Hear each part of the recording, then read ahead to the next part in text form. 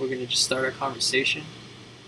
Yeah. Make sure our stream here is healthy. Looks like we got a green light.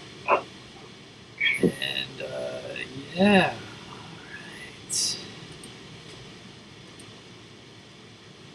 What's up, Mr. Chad Smith? What's going on? Long time no see. Yeah, I know, right? Yeah, Been a while. those of you guys that are just joining us now on my personal channel, and thank you guys for doing that. May have seen that we were just on the BigBassDreams YouTube channel with Mr. Josh Douglas, and went over an hour of finesse fishing techniques and tactics, and a little deep dive on that. So thank you for being a part of that, brother. And, yeah, thank you. Yeah, thank you for being here on the episode 10 of the BBD podcast. Heck yeah, no, I'm excited. Thanks for having me on. Yeah, man. I think your story is intriguing and fascinating, and I think it's worthy of sharing with my audience, especially because I think my audience really enjoys like getting to know like some of these personalities that are in fishing, man. And what is up with you guys in Minnesota and having like this hair? Like all you dudes have like this, like you have your own unique look, man. Tell me more about that. Like how, tell me, just give me who Chad Smith is in your own words. And man, take as much time as you want, brother. Tell us about you. Yeah. Who are you, man? Yeah, no, I don't know. I think the long hair comes from because half the year it's cold up here, so we got to cover our ears somehow. But no, I don't know. I used to skateboard a whole bunch, and I guess naturally the long hair deal kind of came with that. But Okay, so a lot of skate culture. Yeah, oh yeah, and I don't know. I've grown up fishing and skateboarding kind of my whole life, and those are kind of the two sports that just have really kind of I've always loved and had a passion for some reason. I just like the constant, you're constantly you're always failing and always trying to chase like a moment of success, and whether it's like landing a trick skateboarding or, catching a fish or competing in a tournament, all that kind of thing. It's a lot of trial and error, and for some reason that kind of competitive nature in me and just that drive to try to succeed or constantly have something to chase is just something I really like enjoy. Very cool. And you get that from skating. Yeah, definitely. It's kind of funny actually. I actually reference skateboarding and fishing quite a bit. That's right. To be similar to each other, just because of the same kind of, catching a fish is like landing a trick in a way. Okay. You make a ton of casts, you have a ton of tries to land a trick, and it's kind of interesting. No, it's really cool to hear because I do a lot of the same with basketball. Yeah. That's one of my passions, right? And it just goes to show fishing has so many of the same lessons as a lot of other activities in life, whether they're like hobby related or whether they're business related or relationship related. Ultimately, it comes down to like experience and mental like strength and exercise. Yeah, right. And like you said, it's like landing a trick is akin to catching a fish because you can't just watch somebody do that and then immediately go out there and duplicate that, right? You actually have to put in some time and effort and go through the literal lumps and bruises of like trying to actually do that in a successful manner. And it's fascinating for me to hear. Yeah, no, it's cool, and I think people can find that kind of drive in anything they want to do, because it is a mental game. It's a constant battle with yourself of just trying to get better. And I don't know, it's just finding something you enjoy doing that with, and that's what motivates me, I guess. Yeah, and so for the guys in my audience that may not be familiar with you, what are you doing now, or what were you doing before the world shut down? As far as aspirations go for 2020, like what was the plan? Yeah, well, right now, 2020, I'm competing in all the Bassmaster Opens as a pro or boater, whatever you want to call it, and it's my second year doing that, so some tournaments are getting postponed or canceled and things like that. So it's just kind of a waiting game. Up here in Minnesota, we've got our bass season doesn't actually start till like middle of May, so that's kind of driving me a little stir crazy.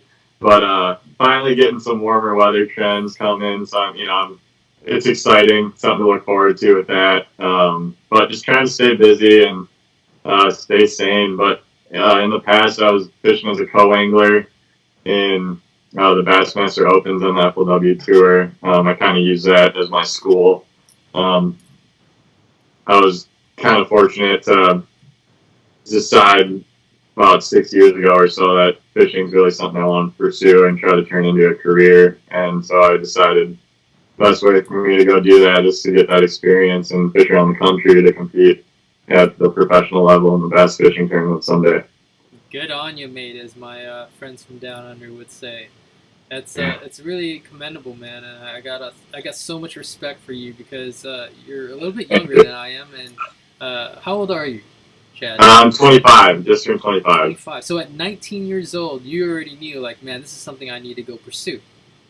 Yeah, I was fortunate in the sense of having really supportive like parents and like I didn't come from money or anything, but they really instilled in me like just being supportive in doing whatever I wanted to do. And I mean, man, I went down to college at Winona State for my freshman year after I graduated high school. So this would have been like 2013 to 14, and after that, starting in my sophomore year, kind of long story short, I just remember just not being happy. I mean, I wasn't fishing, I wasn't doing anything. I had a phone call with my dad that I was basically in tears, just like not happy with what I was doing with my life. And I mean, he told me that if I don't go for it now, that I'm probably going to regret it for the rest of my life, or if I don't go for something that I want that bad. And ever since then, there hasn't really been a plan B. It's Okay. just kind of always been going for it. That's rad, man. That's cool that you have that kind of support system. For me, my mom always thought the fishing was a terrible distraction from like doing the things I need to be doing. But For that's sure. really a system of like her generation and how the world was shaped, right? It was all like wrapped around responsibility and playing it safe and uh, Totally. buying into the American dream of, owning a home and having a career and having a good retirement fund and this, that, and Yeah, the third. So I understand her perspective, but at the same time, I absolutely. never agreed with it. Yeah, So it's cool that you had that because I know what it's yeah, like not to have that. yeah, And yeah, that's cool. It's cool that your dad was that enlightened to yeah, see that, like, man, maybe there's more important things at stake, like my son's mental well-being. yeah. No, for sure. I'm very fortunate and blessed to have had, the upbringing that I did, and yeah, I definitely am grateful for all of that every day. Try to be. Yeah, man. So I mean, to be at 25 years of age and traveling the country and investing a lot of time and money into the pursuit of this goal, you obviously have to have a level of confidence in your ability to catch fish and an ability to do it in a pressured format. Where does that come from? Is that something you can just read in a book or watch in a YouTube video, or Yeah, I mean, like for me, that was a learning curve that I definitely had to overcome. Like when I first decided to kind of go all in to fish as a co-angler, I traveled around with Josh Douglas, who was just on the BigBassDreams page before, or just before this, and then also with our other buddy John Figgy, and like I went until I think it was my sixth or seventh open before I even cashed my first check, and it kind of like was a really big just learning curve of kind of being in that atmosphere. I competed in some local like club tournaments and stuff like that back home, but it's been a learning curve, and now just being getting that experience, I guess, is more so to answer your question and stuff, and just being around it for as long as I have now, and continuing to try to be around it. It you just kind of start to get a little more used to that kind of pressure. And I mean, I competed in like skateboard tournaments or competitions and stuff growing up and all that kind of stuff. So that just natural competitive nature is something that I've just really tried to hone, and I don't know, I just love it. I just really do. That's dope, So, man. So let's touch on that a little bit. Obviously, you have other passions in life like skateboarding. And yeah. anything else that you're into, like on a deep level? No, and I mean I don't even skateboard as much like anymore, but I mean it like the only other thing that I can really think of I was just that gung ho about is probably skateboarding. Okay. So what makes the fishing special? Like, why did you pursue being a professional fisherman instead of being a professional skateboarder?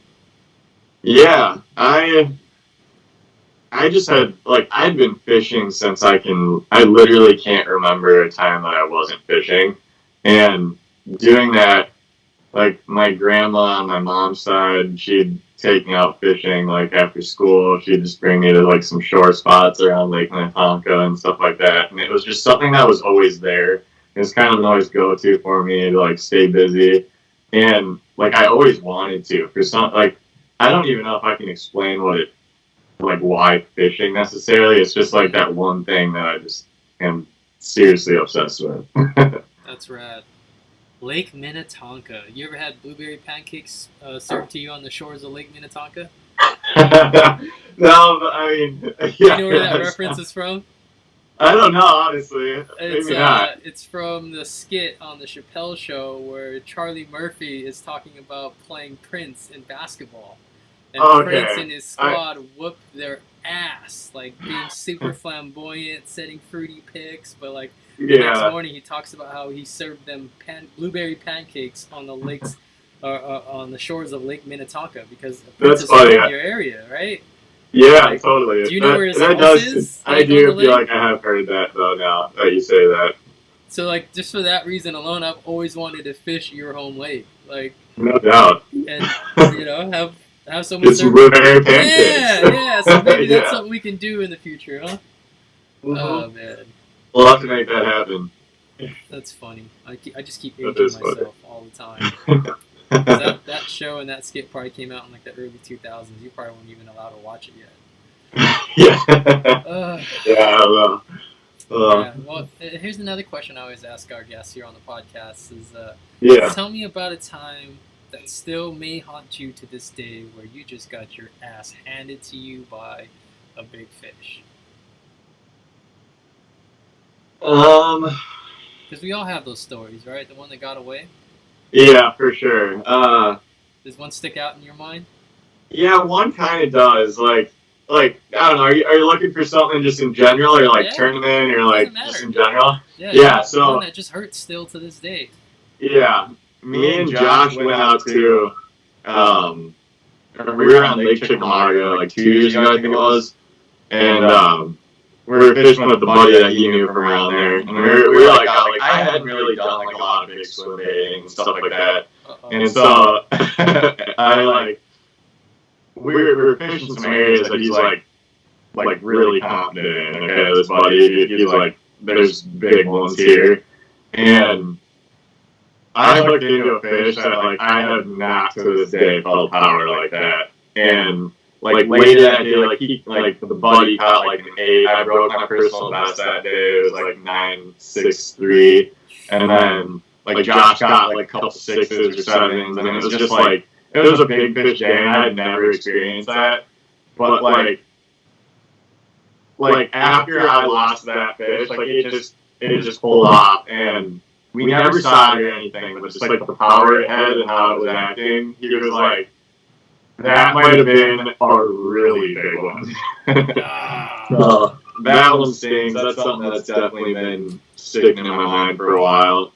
So you've relived that one a couple times, I'm sure, right? And one of the first reactions I have is like, dude, where did I beep up? Like, what do you think it was? Like, why do you think you lost that fish? And like, talk us through it a little bit. Like, so you could talk about like how you guys are fishing. Like, you could talk about how it's set up, the bait you're fishing, your mechanics. Like why do you think that fish came off? I don't know. It was just like a big soft plastic swim bait. So I'm just sitting there, slow rolling it, like pretty close to, if not on the bottom, and getting that solid like thunk kind of bite, like it actually just kind of like loaded up. Like I didn't even like the bite. It just kind of was like I felt it bite. It was just like a slight little tick, and then it was just kind of like one of those things. Like it was the first time for me setting the hook on this bait too. So like I don't know. I just haven't done a lot of this. So like I don't know if I should have just tightened down more and just I don't even know for sure. It just kind of was one of those things. I had it on for like I don't know 4 maybe 5 seconds, and it like I was like it's just it was so intense. I was gearing up to really get this thing close to the boat, and it was gone. Do you want to hear what I think happened? Yeah. So just based off of my limited experience in that kind of scenario, I feel like a lot of times on your big soft bait bites, all right? Yeah. These fish are able to actually come in and like engulf the entire bait. Yeah. Okay, and then they close their mouth shut on it. So it's in their mouth cavity. And if you've ever seen any of my big soft swim bait videos, like you'll see, dude, I jack them harder than just about anybody could jack a largemouth bass. And that's with the thought process of getting his jaw or her jaw to open back up so I can get forward momentum so I can actually get penetration of the hook. Okay, so it's kind of the same thing that happens when you're flipping a jig or a heavy Texas rig bait, right? Punching and stuff. It's the same concept. Yeah. If you don't actually do that, dude, they're just holding on to the soft plastic swim bait. And a lot of times you might not even get any penetration. Like it's literally just holding on to your bait, or you might have a little bit of penetration, but like not past the actual barb, right? You got to get like past the barb. Yeah. So that's why the big monster hook sets are important, especially if this is your first time. Like I know, trying it. It's just. And it's a different game, right? When you're fishing that heavy of a rod, such a different game. Like you don't know. Like, man, is it okay for me to swing hard? Especially after we just. I was so green for it. I mean, I still am. That makes a lot of sense.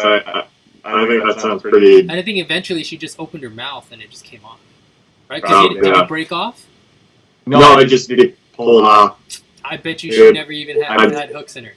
Yeah, I bet you're right. That sounds pretty spot on from kind of what the situation was. Yeah, and especially if you're fishing monofilament, and it was still a little bit with fluoro because there's a little bit of stretch in that line, right? Like you really have to like compensate for that. I wind all the way. I'm actually fishing these baits, pointing the rod tip right at the fish, so I don't have to wind so down. Get that full. Exactly. So you can give it to them because you got all that stretch in that mono, especially. But even with fluoro, there's still quite a bit of stretch on there.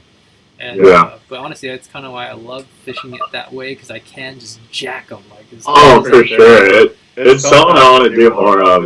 That day was so memorable for me because it was just such an experience, and it was just so different. So different. But the cool thing about like the horror stories of losing the one that got away is I feel like they're always a learning opportunity as well. For sure. Right? So the next time you can actually put a bigger one in the boat, hopefully. Yeah. Good, man. I hope. Yeah, very cool. So being a Minnesotan, man, I'm kind of curious, and you're 25 years of age, obviously. I'm always curious to see like who my guests, like big influences were. Like who influenced you to either want to fish at a high level or influence your style of fishing, or even maybe you as who Chad Smith is. Yeah.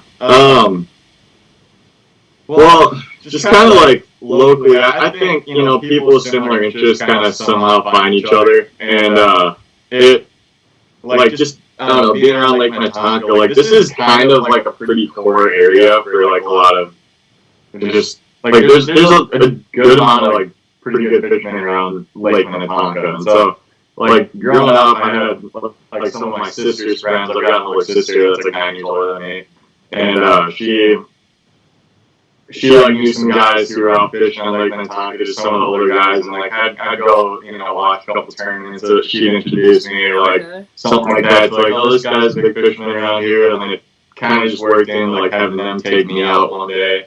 And stuff like that, and that's really then like getting to know that crowd around home. Then I started to realize who like Seth Fighter was, and like his tournament partner John Figgy, who I used to travel with Josh. and then like, I got to meet Josh, and then like having another buddy of ours or like a couple people my age then start to like kind of fish with these guys, and kind of like it's just weird how it all kind of comes together. But a lot of just local guys around Lake Minnetonka are just, like I look up to Seth and Biggie, and then Josh obviously, and then like a guy that used to take me out all the time. His name was Dusty Mon, and another guy Cody Grazel. They were turning partners out here, and they did pretty good. So they're kind of like my mentors growing up, I guess you could say. Super cool, man. That's super cool. Is there any like local hammers that come to mind that people like outside of your area would never know about? Can you name drop someone like that and just give us a little background about like, man, like this guy was this person, but like nobody would ever know, like outside of the Twin Cities area? Yeah, the two guys that I grew up fishing with, I don't want to say like they're super unknown, but like, they might classify in that category. Dusty Mon and Cody Grazel. Okay. And I had another good buddy that I worked with at Gainer Mountain at the time in high school, and he kind of like had his two guys who were Bob Hennon and Todd Daggy, and like they were kind of like, it was just funny because we'd always be like, oh, like how'd Bob do in the tournament? And then I'd be talking about like Dusty and Cody, and then it'd be just kind of one of those like little So they were like deals. the measuring sticks of like, yeah, okay, yeah, yep, totally. That's rad. So it was kind of cool in that sense. There's a bunch of good.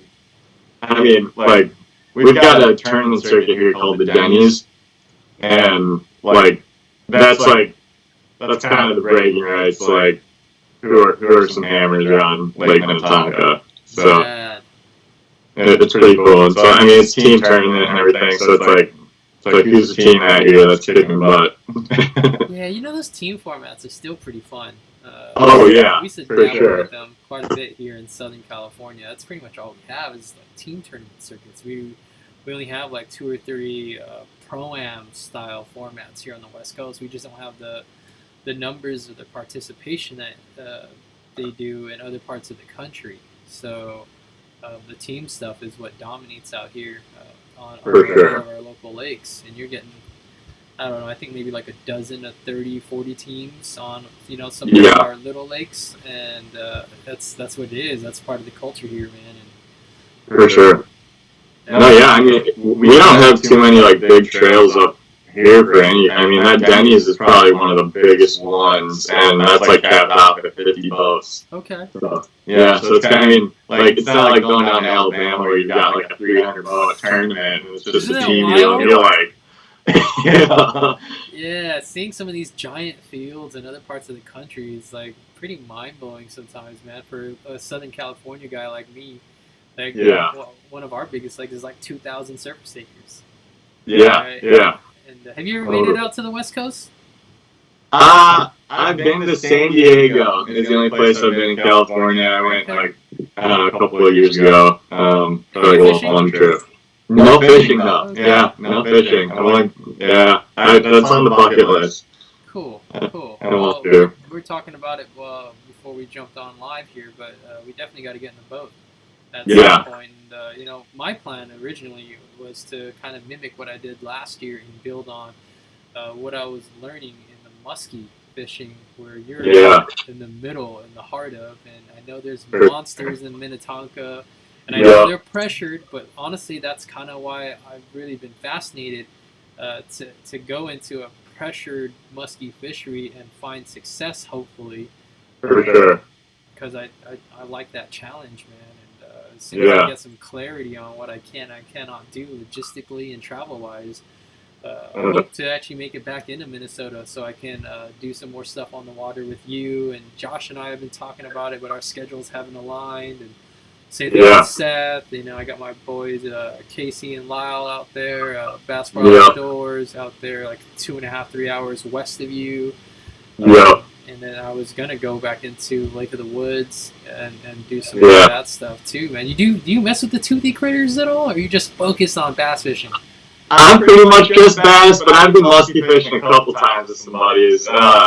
Unfortunately, the only less than a handful of times, but only muskie I've ever actually landed in a boat was. Okay, no, that's false. I caught one last year on like an atomic, like a 30-incher, like by accident on chatterbait. But I was on Lake St. Clair in Michigan, and like I had like it was a 53-incher, and it ate like a 2-pound smallmouth. It just T-boned it, and I was fighting this thing like I was with Josh actually. Oh, wait, I saw that thing. Yeah, you might have seen it, but dude, it was just crazy. Like it took like an hour to get it, and so we're practicing for this tournament. Like, dude, Josh, I've never caught him. Like, I'm trying to catch this fish, you know. And he's like, "Come on, man, we gotta practice." So I'm like fighting this fish. A 53 is beyond a fish of a lifetime. Like a 50 is that threshold. Like we couldn't believe how big it was, and but it like.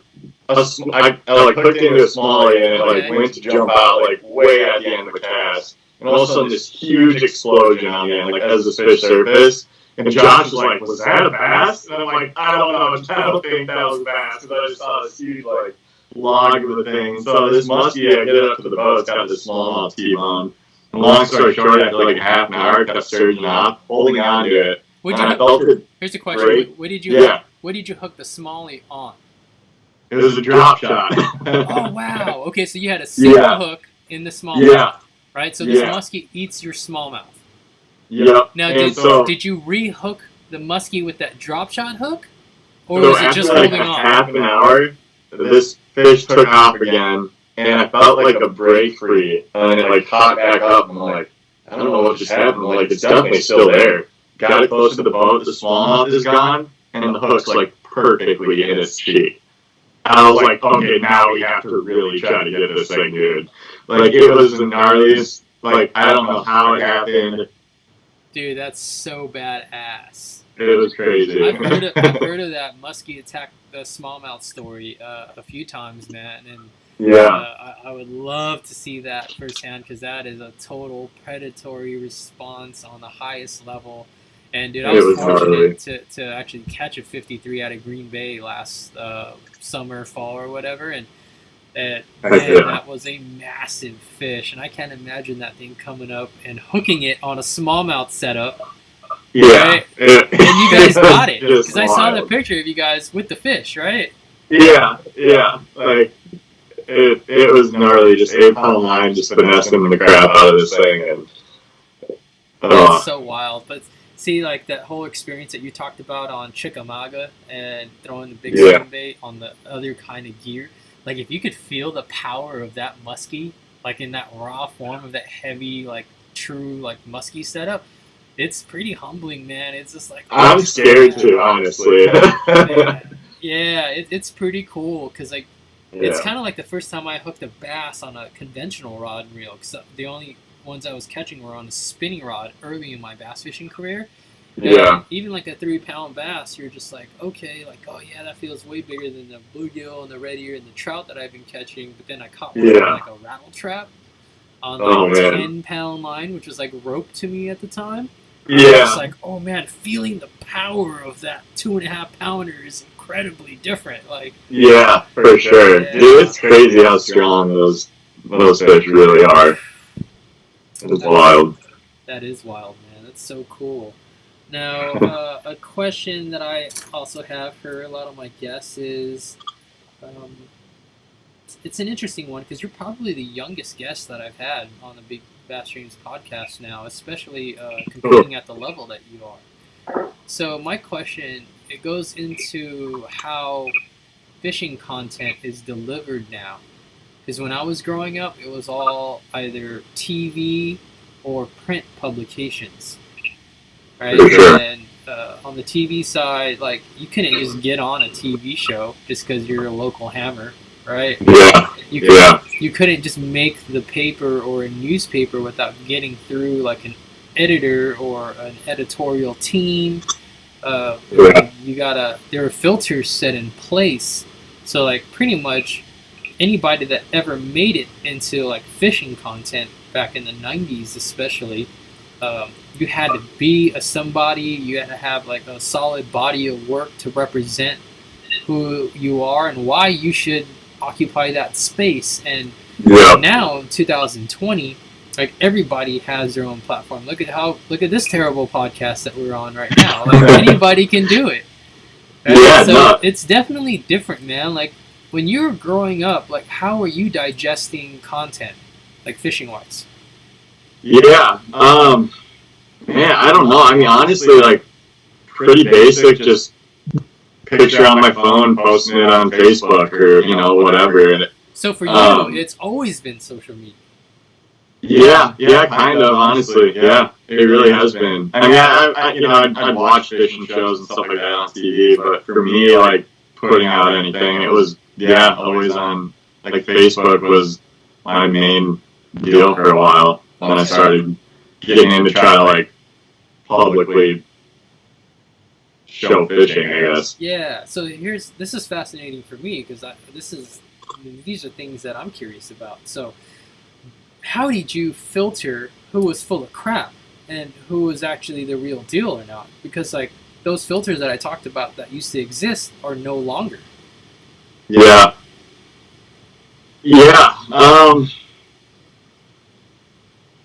Man, I don't know. Like, would you just kind of like follow everybody at first and be like, oh man, this guy's doing fishing stuff? Yeah, I mean, kind of, honestly. Like, that's the thing is I don't know if I knew how to filter it. It just kind of would be like, like, you kind of follow anyone that was fishing, and some guys maybe catch your eye more that you pay attention more to, or like whatever it might be, and then it's, no, that's a good question. I guess, I mean, I probably just didn't know at the time. I feel like the guys that are coming up behind you even are having to fight through that struggle because there's so much stuff out there now. Like there's so and now everyone and anyone's doing it. It's just like it's just a social norm in a way. It's like, I mean, you have the whole world in the palm of your hand now that you can do like anything with it. You have access to anything and everything,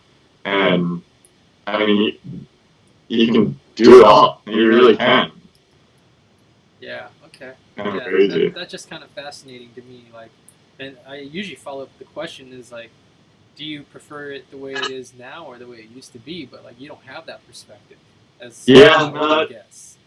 That is that is interesting. I mean, I think like it. I think everything's just so much more public now. So it is weird. Like, I like to think back to like maybe the good old days of it not being quite as exposed as everything is now. But at the same time, I don't know. It's just, I feel like no matter what, it's bound to happen. So it's just kind of evolving with it as the sport grows to what it is now. Got it, man. That's cool. All right. So, man, when we're at the end of the Chad Smith biography, bro, and I'm getting towards the later chapters of your book and your story, what is it that you would like your legacy to be? Like when someone talks about Chad Smith, like what do you hope is the topic of discussion? Yeah. I guess I'd just like to be known as someone who just truly pursued what they love to do. Like, in the end of the day, no matter where I end in the sport, like, I'm going to be happy, I think, because no matter what else I'd be doing in my life, I'd be trying to do it to either afford fishing or, like, doing whatever it is just to be fishing. Like, everything's always been, like, fishing at the core of my life for that, within reason. But, like, I mean, it's just all I've ever wanted to do. And, I want to inspire people that they can do that, like, for themselves, and like, you don't need to come from money for anything. You don't need that kind of background. Like, you can do it. And I think it'd be cool to be known as someone who actually did what they wanted with their life and turned, nothing kind of into something. Man, I can inspire people. Trying to make $1 out of 15 cents. Heck yeah. Yeah. Straight up. Problem is, some of us didn't even have 15 cents. Yeah. For real. Big up to all the hustlers, man. I think that's an important message, especially the people that can relate to that very humble background, right? When we don't have a lot of resources that some other people may have, like, good for them. Like, Yeah. It's no skin off of our back, and like even now, like, we're having to adjust to the current times, and like industries are suffering, especially fishing right now. Like, some people can't even fish. Some shops can't even stay open. It's an interesting time in the fishing realm, and now like I'm finding myself on a personal level, like we're having to like scale down and like be really conscious about every move that I'm making right now. But ultimately, like, dude, I can eat top ramen every day. Like, I know that life. Like, for sure. Being broke is no thing. Like, but if you come up with that silver spoon and that spoon's taken away from you, and you can't even eat with your bare hands, like, man, I feel bad for them. Especially now. Because I think this is going to be a very challenging time for anybody in the industry, whether you're on the sales side of it or you're on the competing angler side of it, and it's going to take a lot of tact and finesse, and some strategic moves to stay relevant, especially for now. sure. No doubt. I mean, like you said, man. I mean, I've been there. I like to think to a point, I get to where I got something to lose, but I got nothing to lose. Like, that's it. Yeah. So. Yeah. How would you describe the last couple seasons of you, like, actually chasing the dream, like, versus, before that? Like, what was life actually like once you said, F it, I'm going to go do this. This is my first road trip into, Tennessee from Minnesota. Like, would you trade that for that anything, really? I mean, would you go back to the way it was? No way. Never. Like, I don't know what I just remember making that decision to basically, I'm not advising dropping out of school or nothing like that, but, like, when I did make that decision for myself,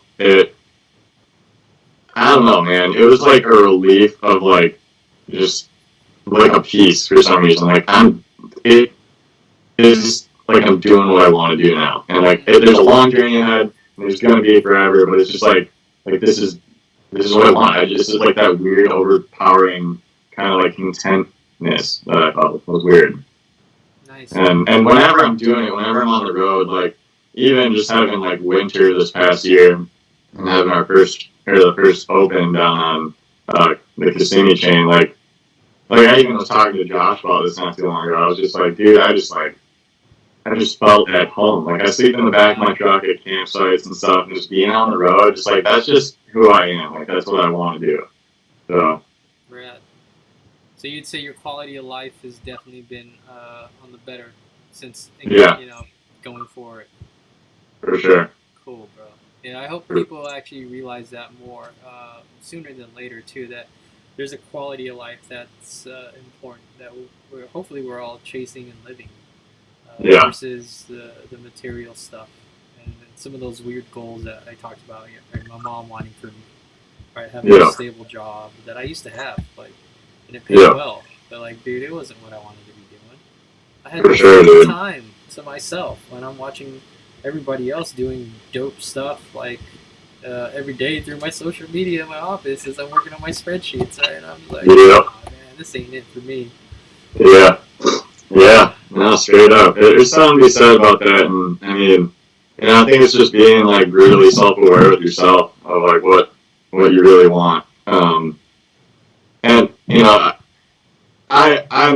feel like you and I are fortunate to have something like fishing that we know we're so passionate about. I think a lot of people are still trying to find that too, and it's definitely fortunate to have something like fishing in our life that we love that much. Especially now that people are quarantined at home and they have nothing to be interested about. For sure. Like what do these people do with their spare time? It's wild. I was grabbing my phone. Sorry. Oh, sure. But yeah. It's cool, man.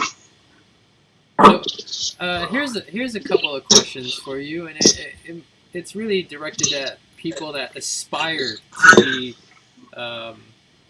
influential via fishing, right? Whether that's what if they want to pick up sponsorships, if they're looking to compete, like you've actually lived that and experienced that, and having to promote yourself and what you're doing with the fishing rod in your hands.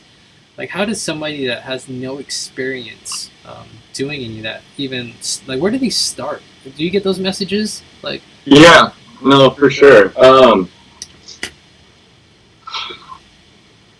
I guess it kind of like goes back to like when I was talking about fishing with like some local guys around here, and you know if you like, I think just jumping into like some of those little club tournaments and stuff like that, you get to meet a ton of people like in your area then that have those similar interests or something like that, at least fishing related. And you know, for me then it kind of just branched off from there to like I was fortunate to have someone like Josh kind of preaching to me all the time, like, you know, surround yourself with the equipment that you like and stuff like that, and work hard for, like, you know, kind of, it's a big pay it forward sport, I think, and it's just something. Figure out what you like in it. I think, like for me, I'm happy with all the products that I use now because I was buying them before I ever had a relationship with the company. solid. So it was like, I think just finding stuff that you are happy with, you truly believe in, and then moving on to like, you know, just building those relationships from like ground zero, I think is a really powerful thing.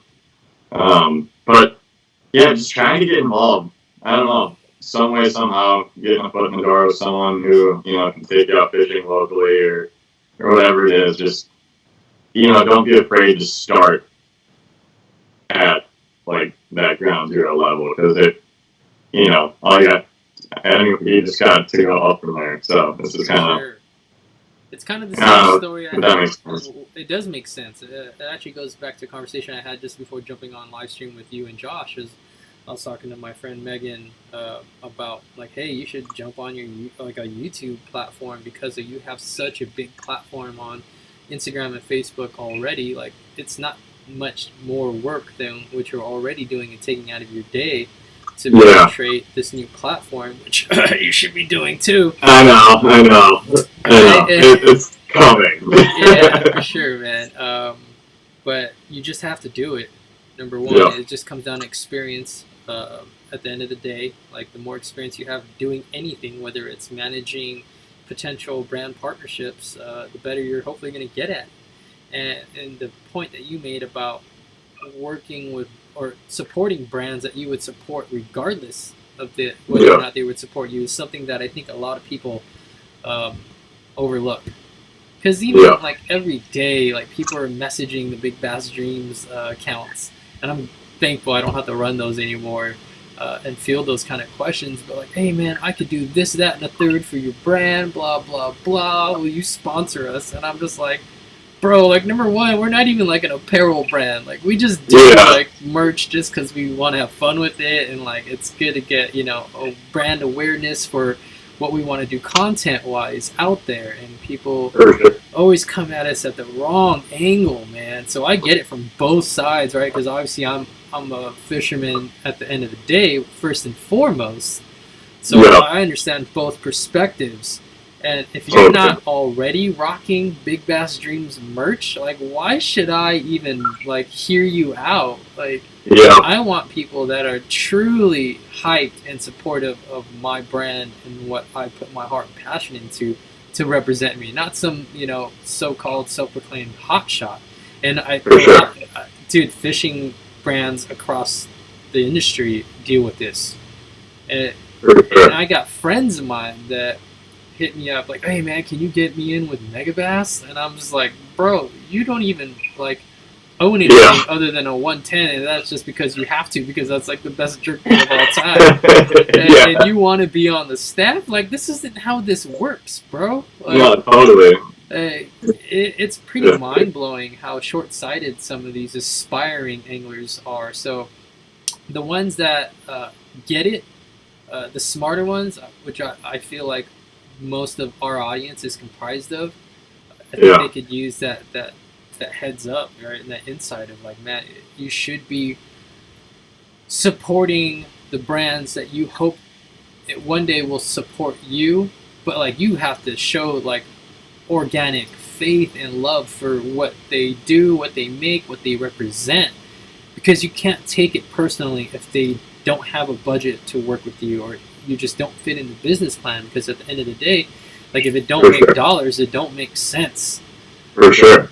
And For sure. like, dude, even with the platforms that some of us have in fishing, like, man, that doesn't mean like just because I post a picture of something, like 20,000 people are going out and buying it.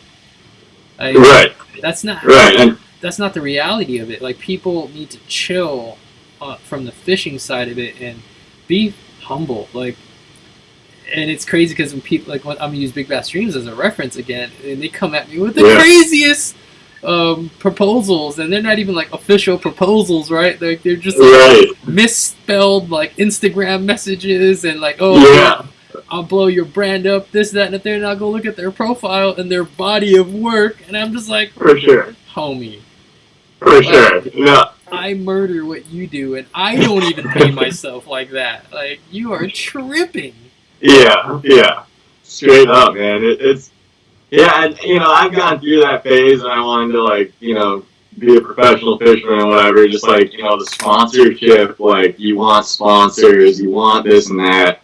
And as I got you know just more involved, I learned how backwards that really can be. Yep. And I think something super powerful is like the word of mouth advertisement when you're like chilling with like 10 guys at the boat ramp after a tournament or something like that, and like I got a new sim sweatshirt on or whatever it is, and like people notice that kind of thing. Like, yeah, dude, it's just like that natural, just promoting of that brand or whatever. That's just kind of one example, but like just stuff like that. Like, I think that's really what starts to help sell product too, and obviously like post and social media presence with that kind of thing. But I don't know. I think that's kind of a powerful little aspect that might get overlooked sometimes. Yeah, man, the pay it forward thing is a very powerful strategy, and it's a long play. Right? Yeah. All my Real. strongest brand partnerships, even now, like there was a huge pay it forward like window, and I'm still going through that with a couple of them. But like, man, when you show your value to the brands, and it comes from a real place, like it comes from the heart, and it comes from authenticity. Because at the end of the day, you talk about like that meeting at the ramp, right? And you're like, oh, how did you do?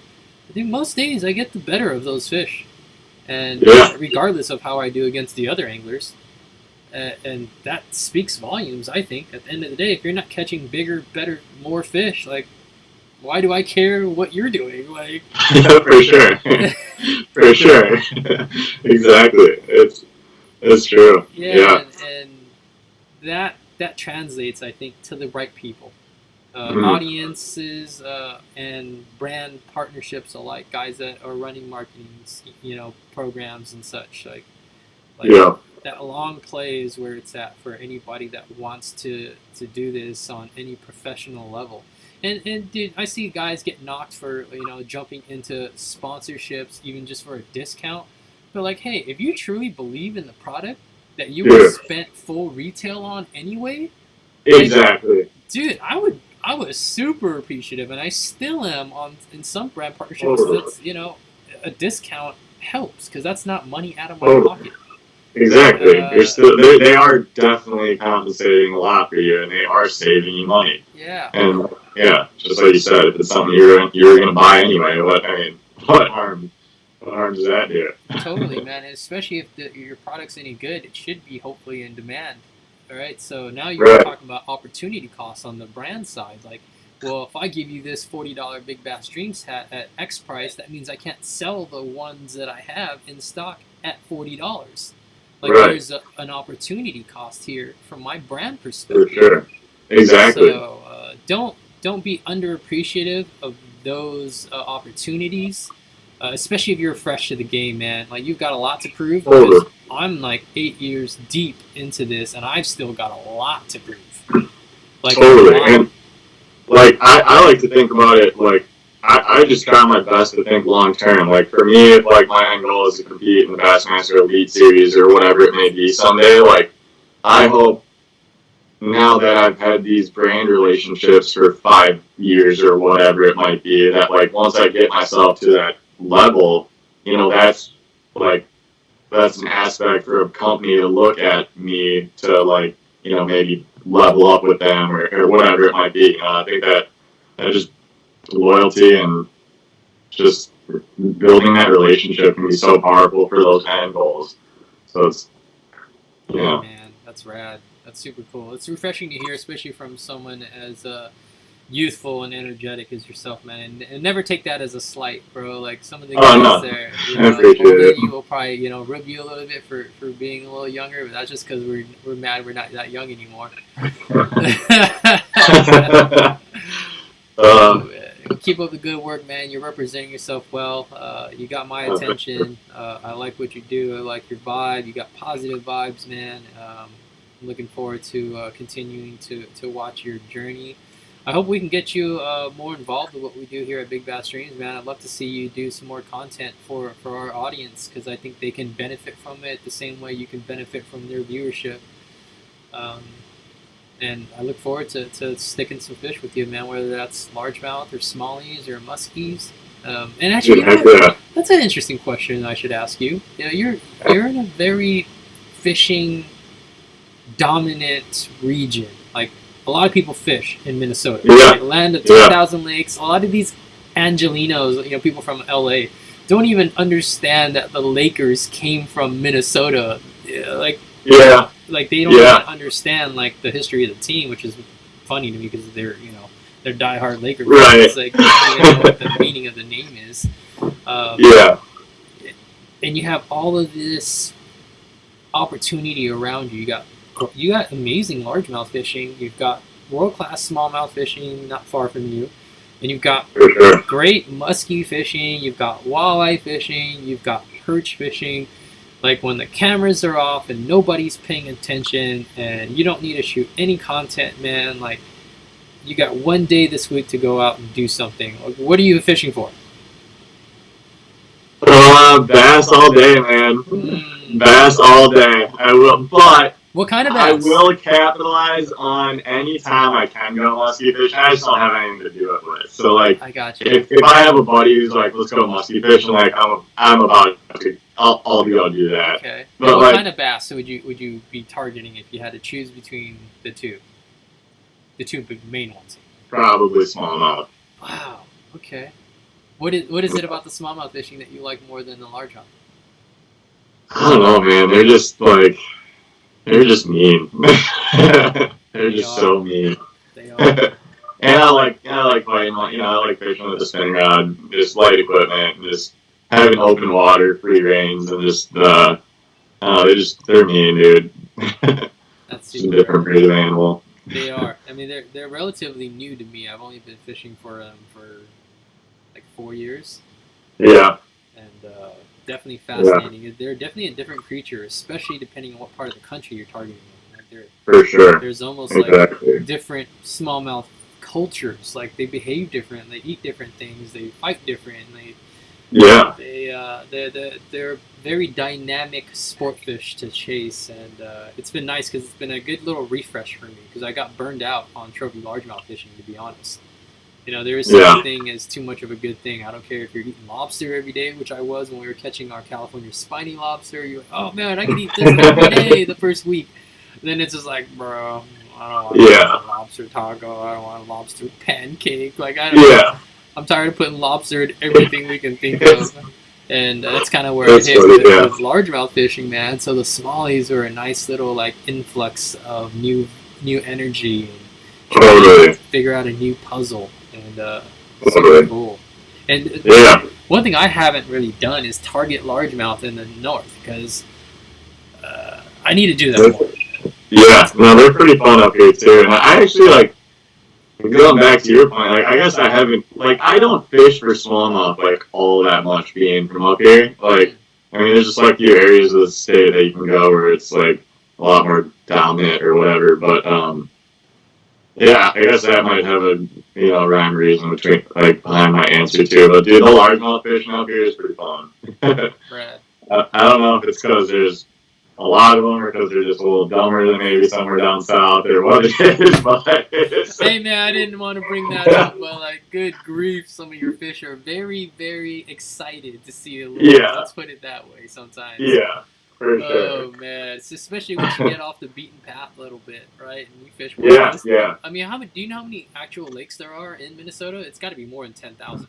Yeah, it's definitely more. I hear like I've got a few Wisconsin buddies. They're all the time like Wisconsin has more lakes than Minnesota and whatever. And I'm like, I don't know to what. Like I don't know. I haven't fact searched that or anything. But like, yeah, there's definitely more than 10,000. But it's insane how many just small little ponds around here, like for being like frozen over in the winter and stuff, like still hold a lot of fish. Yeah, it's a lot of grass fishing, right? A lot of vegetation. Yeah, ton of that. It's everywhere. Yeah, that's cool, bro. That's cool. Hopefully, I get to experience some of that with you. Yeah. So, yeah. Man, just like that, we're almost an hour in. Yeah. What a trip. Yeah, wow. What a trip. So if you guys are watching this after the live stream has been taken down, this is going to stay up on the channel. Make sure you guys tune in to the BigBassDreams live stream that we did prior to this. We got Chad and Josh Douglas talking about their favorite finesse fishing applications that I feel everybody could benefit from. Make sure to subscribe to that channel, obviously, if you haven't already. Subscribe to my channel here. Turn your notifications on. Otherwise, you're just going to get inundated with notifications with a bunch of stuff that you should be watching over this. Exactly. Also, follow Chad on his Instagram. The link is in the description below. And yeah, hope to see more of his presence with what we're doing here on the BigBassDreams side of things, man. Appreciate your time, bro. Dude, Oliver, thank you, man. I've been following you for a long time. I've always wanted to get to know you a little more. Yeah, I really have. So it's crazy. It's cool to have this opportunity, and keep me on in the front lines of your thoughts for any kind of on-call opportunity like this again. I'd be more than happy to. Absolutely, man. Well, here's a question for you on a personal level. Like, how did you discover like what I do? Dude, I think I found you like. I'm trying to think how I actually found you. I might have just been like exploring and seen something on YouTube or just somewhere that I like. Yeah, I've just known BigBassDreams for a good amount of time. Sick, man. That's cool to hear.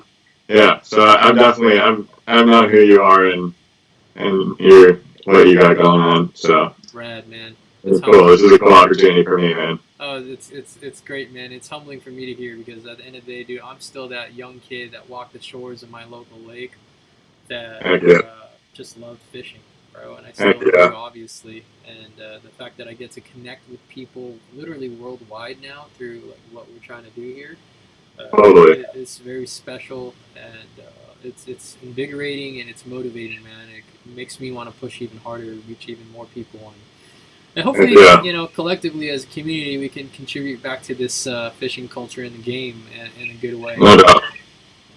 Right. No doubt. Gotta get back to the sport that gave us everything. There's constantly new people getting involved in the younger generation. There's always going to be one to keep trying to inspire to just fall in love with fishing or just get them introduced to it.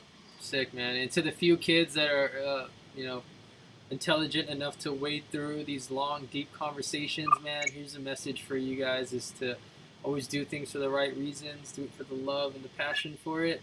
All that other stuff is secondary or non-important.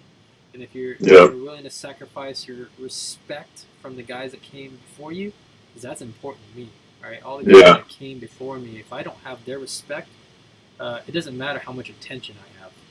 Totally. Like dude. Like, that's huge. Yeah, that's a cool point to bring up. Because I see too many people going the easy route and fishing for attention. Yeah, it's so true. Like, bro. It's so true, dude. Just do it for you. if you work hard at it and just continue doing what you love, the rest will come, I think. Yeah. Be like Chad Smith. Oh, All right. man. Yeah, So, I don't all right, brother. know. Well, yeah, we'll chat some more, man. We'll talk about some future projects, and we'll Yeah. just keep this rocking and rolling. Until then, we got videos coming every day, pretty much, on both my channel and the Big Bass Dreams channel. We got another episode of the Clear Leak series dropping at 3 p.m. Pacific.